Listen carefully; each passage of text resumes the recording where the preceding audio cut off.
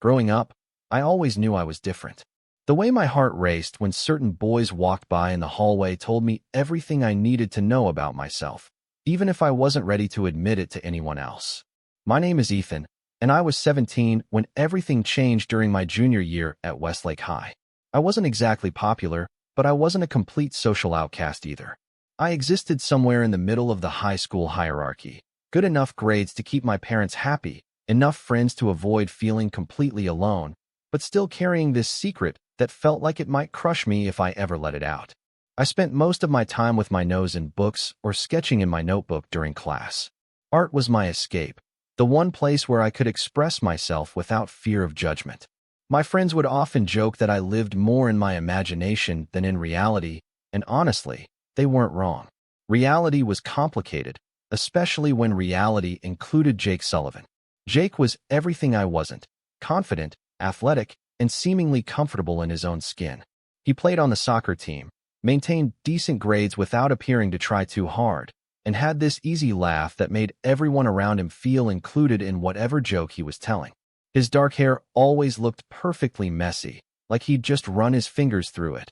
And his eyes, a deep hazel that seemed to change color depending on what he wore, had this way of making you feel like you were the only person in the room when he looked at you. We'd been in the same classes since freshman year, but our interactions had been limited to group projects and the occasional borrowed pencil. I'd convinced myself that the flutter in my stomach whenever he was nearby was just anxiety, nothing more. After all, guys like Jake didn't notice guys like me, at least not in the way I secretly hoped. Westlake High was your typical suburban school, a sprawling two-story building with long hallways that seemed to stretch endlessly during the 5 minutes between classes.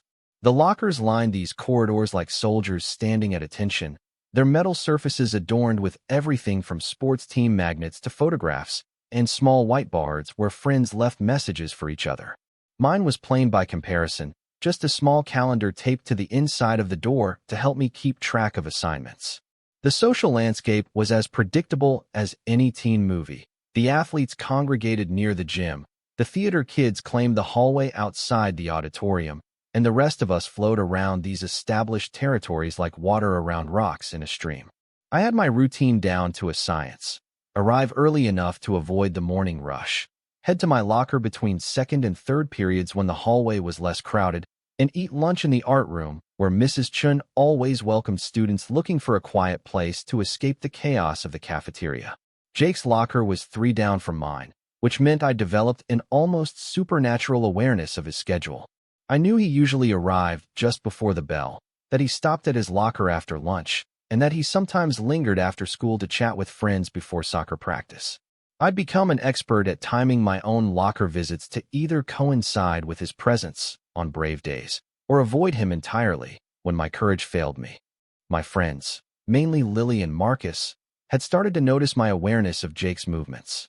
Lily, with her keen eye for detail and absolute refusal to let me get away with anything, had begun giving me knowing looks whenever Jake passed by.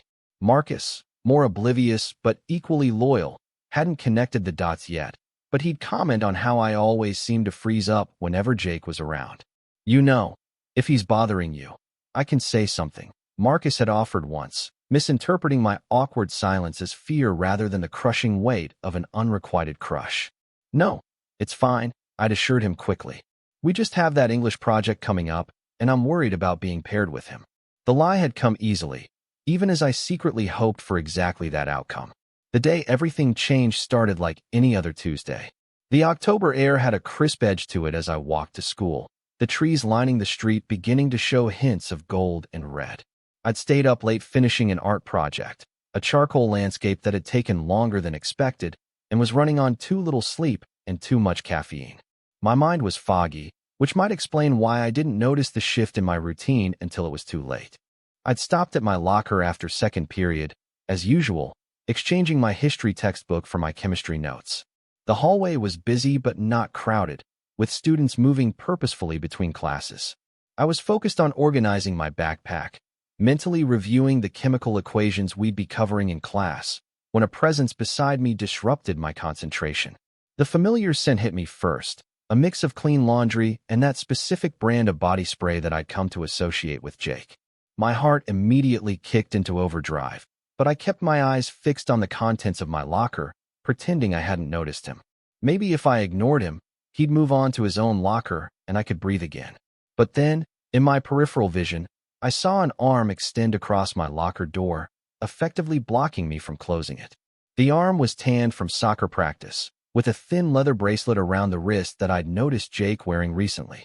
I froze, my hand still clutching my chemistry notebook, unsure of what was happening. "Hey, Ethan." Jake's voice was casual, but there was something different in his tone, a softness I hadn't heard before. "Got a minute?" I finally turned to look at him, trying to keep my expression neutral despite the riot of butterflies in my stomach. He was leaning against the lockers, his arm creating a barrier between me and the rest of the hallway, creating a strangely intimate space in the midst of the busy corridor. His hazel eyes held mine with an intensity that made my mouth go dry.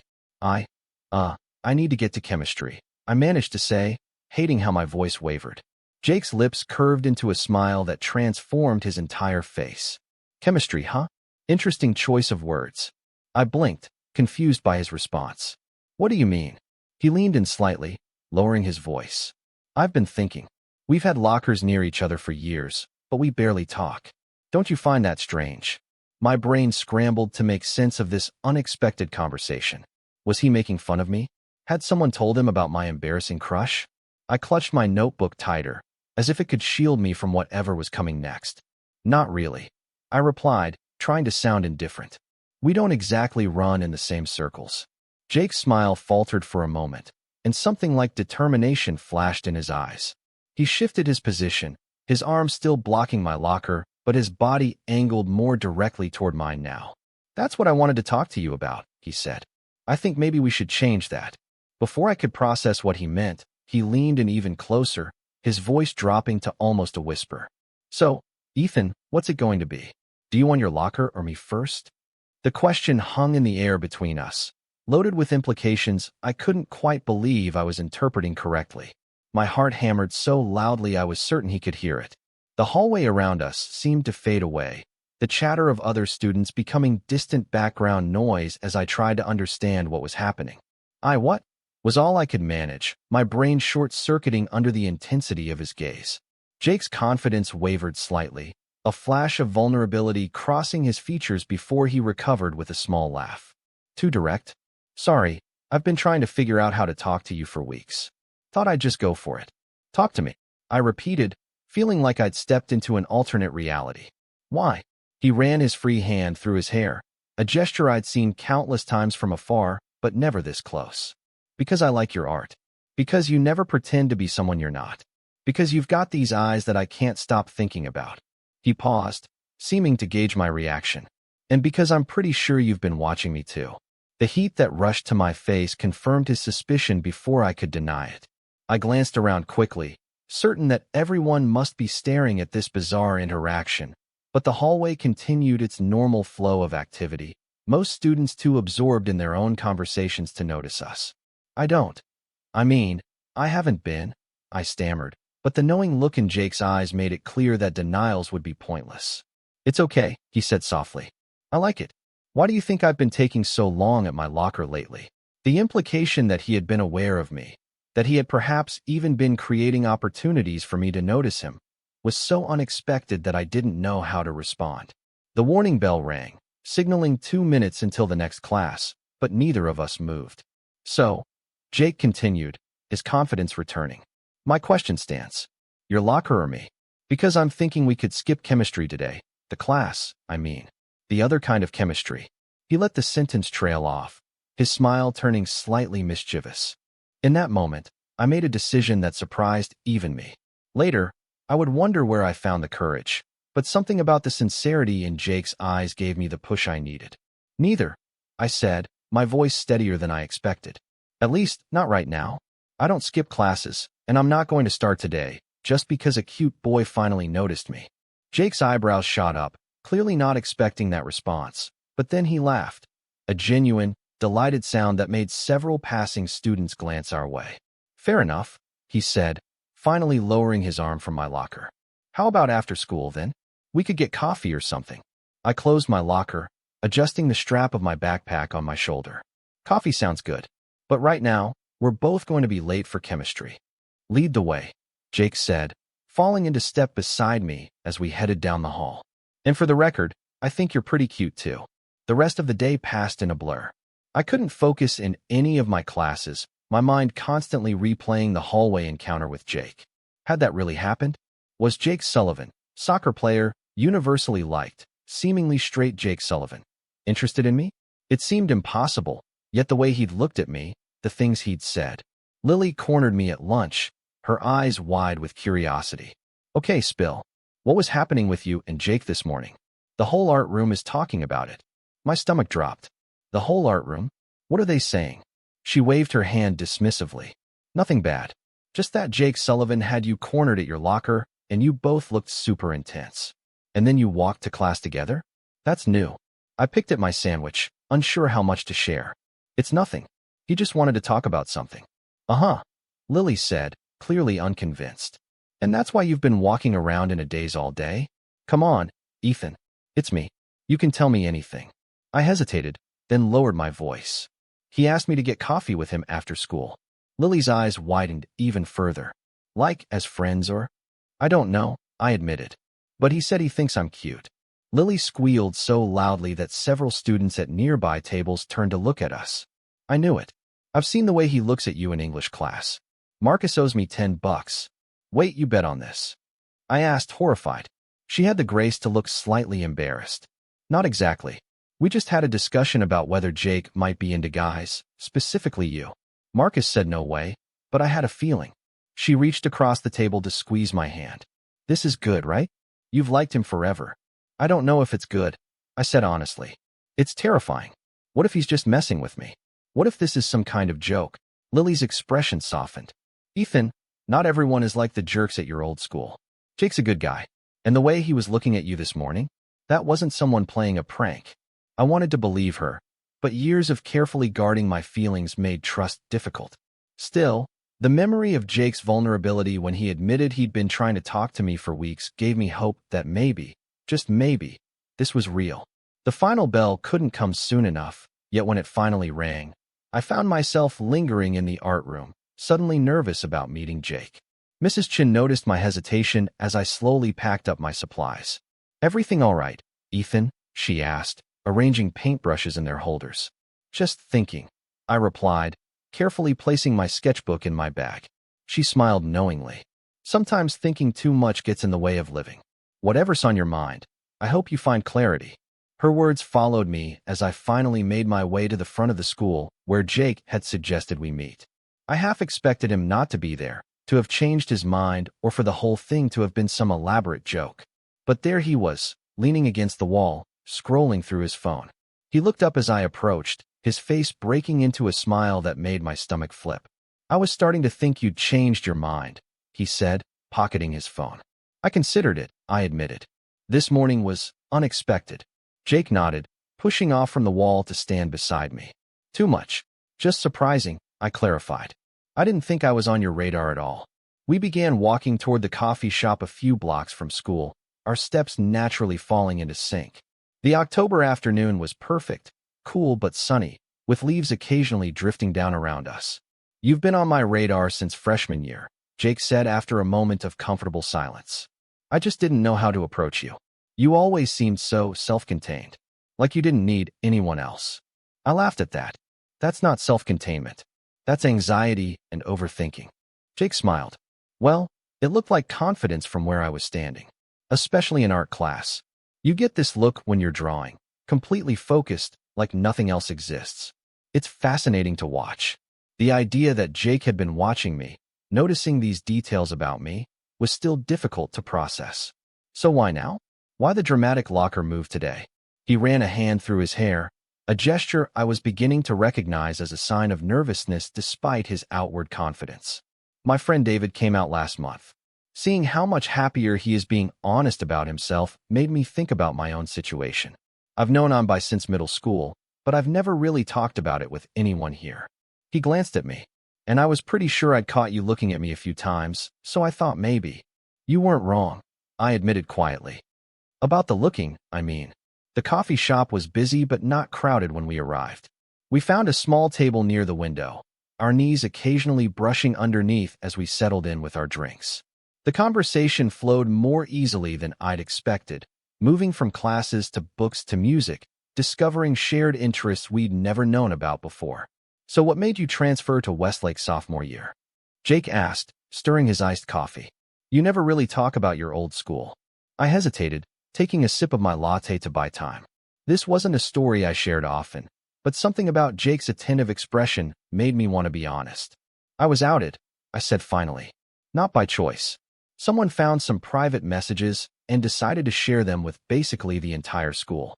It got pretty bad. My parents suggested a fresh start might be better." Jake's expression darkened. "That's awful. I'm sorry that happened to you." I shrugged, trying to appear more nonchalant than I felt. "It was a while ago, but that's why I've been cautious here. I wanted to come out on my own terms this time." "And have you?" "Come out to anyone here, I mean. Lily knows. And Marcus, though he figured it out by accident. A few others probably suspect, but I haven't made any big announcements." I looked at him curiously. "What about you? Has anyone at school known about you being bi?" Jake shook his head. "Not until today.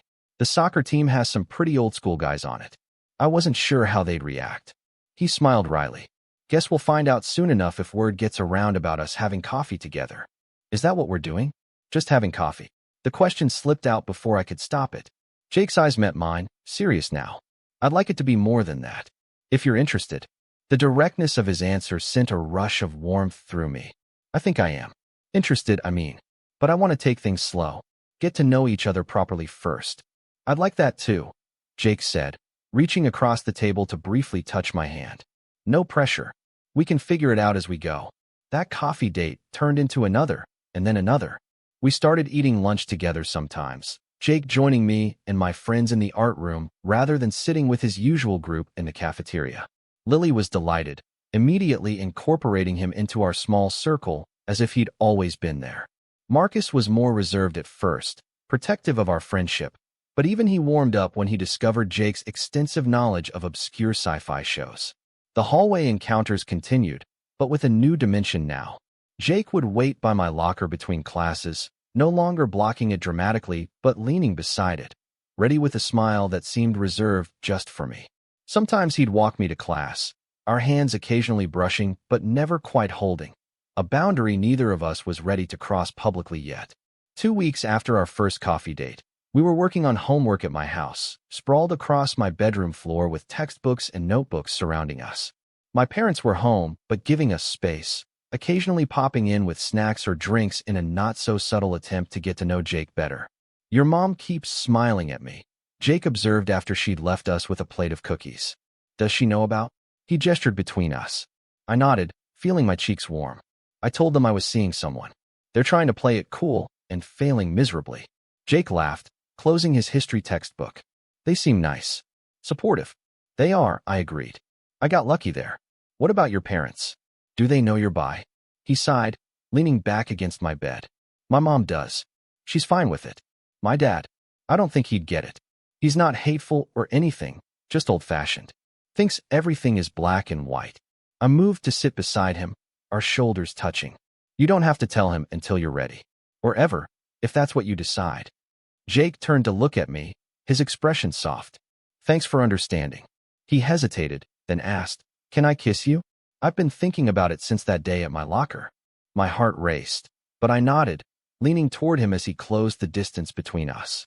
The kiss was gentle, tentative at first, then more confident as we adjusted to each other. When we pulled apart, Jake was smiling, his eyes bright. "Worth the wait," he murmured, reaching up to brush his thumb across my cheek. The next day at school, something had shifted between us. There was a new comfort, a certainty that hadn't been there before. We still didn't hold hands in the hallway, but we stood closer, laughed more freely, exchanged glances that probably gave us away to anyone paying attention. The real test came during lunch. We were sitting with Lily and Marcus in the art room as usual when David, one of Jake's soccer teammates, appeared in the doorway. "Hey, Sullivan," he called. "We missed you at lunch yesterday. The guys were wondering where you've been hiding." Jake tensed slightly beside me, but his voice was casual when he replied, "Just changing things up. You're welcome to join us." David looked around the art room, taking in our small group, his eyes lingering on me for a moment before returning to Jake. Maybe another time. Practice is still on for after school, right? Wouldn't miss it, Jake assured him. After David left, Jake released a breath I hadn't realized he was holding. That was fine, right? He didn't seem weird about it. Totally fine, Lily confirmed. Though he's definitely going to report back to the soccer team that you're hanging out with the art kids now. Art kids, Jake repeated, amused. Is that what we are? Speak for yourself, Marcus said. I'm just here for Mrs. Chin's secret candy stash. The moment passed, but I could tell Jake was still thinking about it. After school, as we walked toward the soccer fields where he had practice, he seemed distracted. You okay? I asked. You don't have to walk me to practice if you're worried about what the team will think. Jake stopped walking, turning to face me. I'm not worried about that. Well, not exactly. I just realized I don't want to hide us, anymore.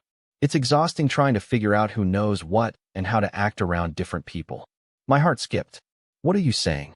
He took a deep breath. I'm saying I want to be your boyfriend. Officially. No more guessing or hiding or carefully calculated hallway encounters. The word boyfriend sent a thrill through me that was equal parts excitement and terror. Are you sure? Once we're out, there's no going back to flying under the radar. Jake stepped closer, lowering his voice even though no one was nearby. I'm sure about you. The rest we can handle together. In that moment, standing in the shadow of the school building with the autumn sun setting behind us, I made another decision that surprised me with its ease. I reached out and took his hand, lacing our fingers together. Okay, I said simply. Jake's smile was brilliant as he squeezed my hand. Okay. We walked the rest of the way to the soccer field hand in hand. I could feel eyes on us as we approached, players warming up, coaches organizing equipment, a few students hanging around to watch practice. There were some double takes, a few whispers, but no one said anything directly. See you after practice? Jake asked as we reached the edge of the field. I'll be here, I promised. He hesitated for just a moment, then leaned in and kissed me quickly, a brief but unmistakable gesture that left no room for interpretation about our relationship. Then he jogged onto the field, joining his teammates with a confidence I couldn't help but admire. I found a spot on the bleachers, pulling out my sketchbook while I waited. A few minutes later, Lily appeared beside me, slightly out of breath. Marcus texted me that something big was happening at soccer practice, she explained, settling in next to me. Did you two finally make it official? I nodded, unable to keep the smile from my face. It was Jake's idea. He said he didn't want to hide anymore. Lily bumped her shoulder against mine.